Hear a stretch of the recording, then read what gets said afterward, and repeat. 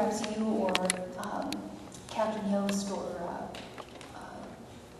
Ms. Porter, who's accompanying you today, can answer the question and just explain for the subcommittee how the reintegration program was recently revised.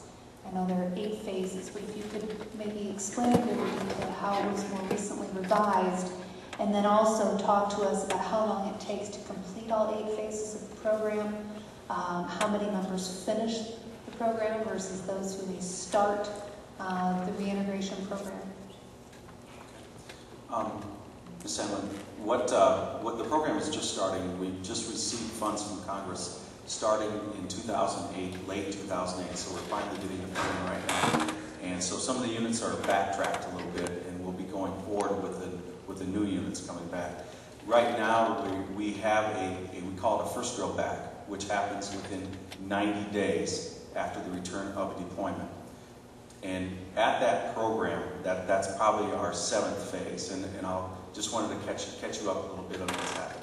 Now with the Yellow Ribbon program funding, we will start out a year out from when the unit gets the alert. Then we will have programs up until the deployment, and then during deployment there will also be different levels of help that'll go on, and then once the soldier returns back again, then there are several phases that we will address as far as reintegrating. There's a 30, 60, and 90-day program that will take effect. These programs will involve everything from job transition. We also do individual counseling. We have Department of Veterans Affairs there. Everybody, all the providers are there to give the service members and their families. And I think that's the biggest key, is that the funding's come down to help pay, because of our geographical size of our state, to help pay to get the people, the families together with the service member.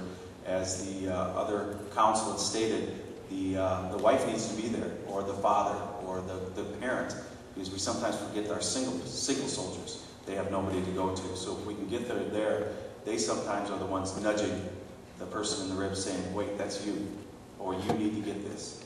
And that's been an overwhelming support. So with the money that Congress has given us, this program will be a success. But you've had it in place, so you're saying with the additional funding, you're going to start earlier than what you've been doing over the last few years as it relates to through the Family Readiness Group, and then after deployment, the 30, 60, 90. This is just going to enhance the amount of time and the level of services you're able to provide to your members and their families, correct?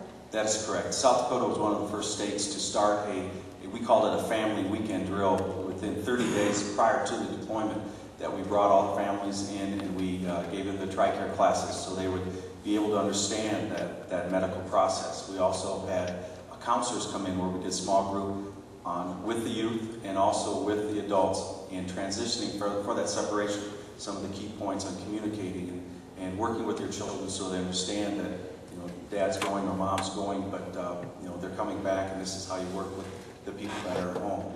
We also had worked with all the different service organizations, the VFW, the Legions, and they worked well with us and giving the support to the families while they're there.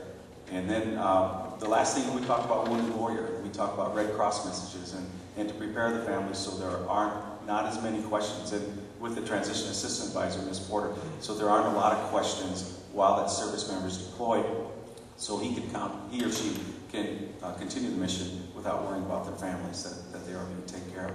And again, now that the funding has come down, we'll enhance that program with additional monies and additional programs prior to deployment to bring the commanders, the first sergeants, and those lead volunteers together to make great plans for their service.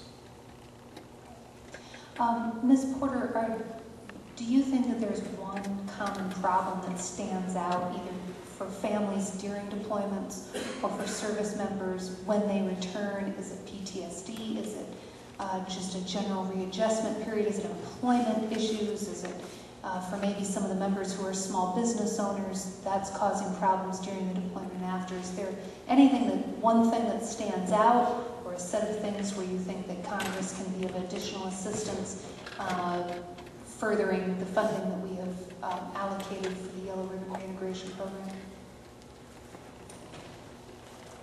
Ma'am, I've had the experience of being a veteran myself and also being on the side of an employed spouse twice, as has Mrs. Lasgard. So I have a very interesting perspective stepping into this job post my husband's deployment. And I think that that deployment time period enhanced my emotional intelligence, if you will, and it ironically strengthened our marriage. And I think that as my husband came home and we transitioned as a family, it seems to be that we have a lot of resources, and we are an excellent team in South Dakota. The state, the VA, the National Guard, Ellsworth, we work together as a synergistic team that I haven't seen in my short professional life in years. It's a wonderful experience to work and turn around and serve after having been through the experience myself. And I don't know how to solve this problem. I do know that I had the honor of being asked to stand in at a public service announcement that was endorsed by General Dewin, and he was there with us, and my husband and I also had the faces of veterans and the PTSD awareness. Now, PTSD is left to be diagnosed by professionals, and I think that we need to give people the opportunity to grow as individuals so that they know how to best use these resources. And all the resources in the world, if you're not receptive to them, cannot be effectively used. So it's very hard to say there's this one thing that you can fund, because how can you fund opening someone's mind to making them available to use those resources? So I guess, unless you want to really pay for therapy, maybe, it would be hard to say that there's this one thing. But I do know that the opportunity to, through TRICARE benefits, to go to therapy as a family, turned us around and put us very fast on the right track. And I would encourage every family I see, if they're struggling, personally, I encourage them to use that opportunity. And it's okay to go to therapy. And we say that all the time, because you just don't know what, if you don't know what you don't know, how do you know? Did you have something more to add? Yes, as a caveat to that, being, working with General Dewin,